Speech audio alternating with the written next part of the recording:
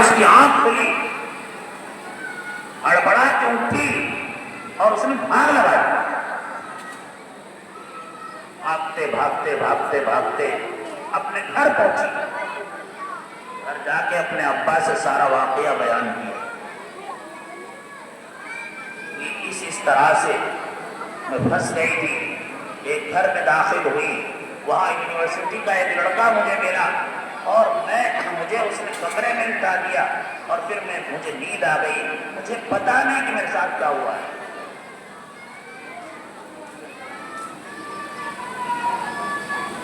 وہ لڑکا، وہ باپ جو تھا وہ یونیورسٹی میں پروفیسر تھا۔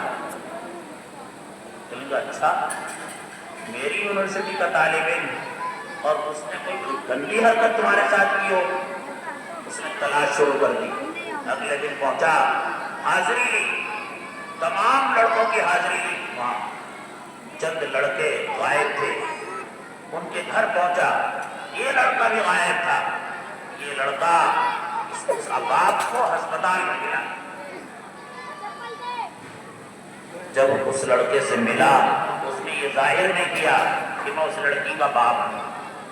اس نے خیریت معلوم ہے، تمہاری طبیعت کیسے خراب، کیا بات پیش آئی، تم کیسے بیمار ہو گئے اور تمہارے یہ دونوں ہاتھوں میں پٹیاں کیسی ہیں؟ وہ کہنے لگا، سارا واقعہ بیان کیا کہ لڑکی کمرے میں سو رہی تھی، ہیٹر دیکھنے کے بہانے میں اندر گیا تو مجھے وہ لڑکی حور سی لگی اور میرا جی چاہا کہ میں اس کے ساتھ غلط کام کروں، لیکن فوراً خیال آیا کہ اللہ کو کیا وہ دکھاؤں گا۔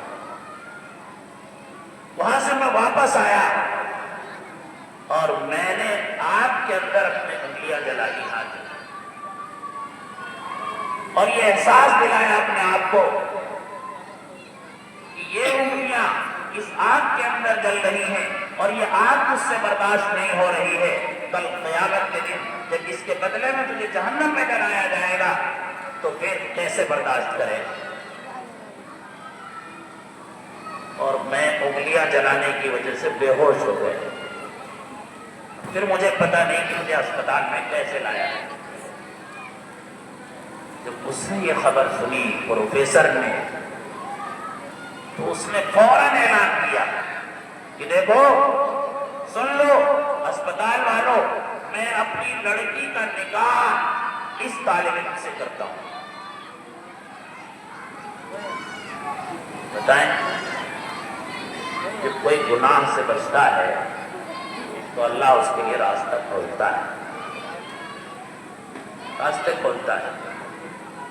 وہی چیز اس کے لیے حلال طور پر پیش کی گئی، اگر وہ حرام طریقے سے استعمال کرتا تو پروفیسر کی نظر میں مجرم ہوتا، اللہ کی نظر میں مجرم ہوتا، قانون کی گرفت میں آتا ہو۔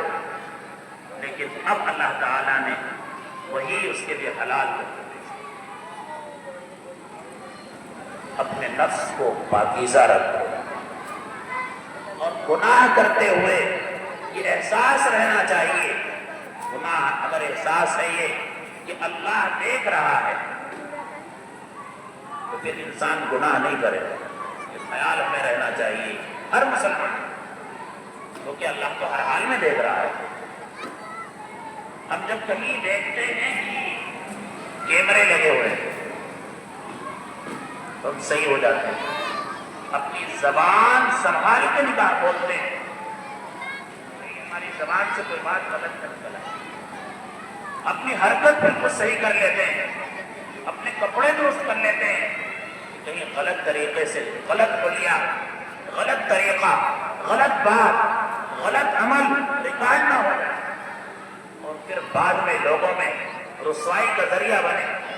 محترم بزرگوں اور دوستوں، اس کیمرے سے تو ہم ڈر جاتے ہیں، لوگوں کی رسوائی سے ہم ڈر جاتے ہیں، لیکن اللہ کا کیمرہ ہر وقت چل رہا ہے، ہر وقت اللہ کا کیمرہ چل رہا ہے۔ ہم مجمع کے اندر ہیں جب بھی اللہ کا کیمرہ چل رہا ہے، مسجد میں ہیں جب بھی اللہ کا کیمرہ چل رہا ہے، تنہائی میں ہیں جب بھی اللہ کا کیمرہ چل رہا ہے، ہم چادر اوڑھ کر کے موبائل کی اسکرین پر ناجائز اور غلط چیزیں دیکھ رہے ہیں، اس وقت بھی اللہ کا کیمرہ چل رہا ہے، اس وقت بھی اللہ کا کیمرہ چل رہا ہے۔ جوانوں، اپنی جوانی تباہ نہ کرو، اپنی جوانی اللہ کے حوالے کرو، پاکیزہ بناؤ۔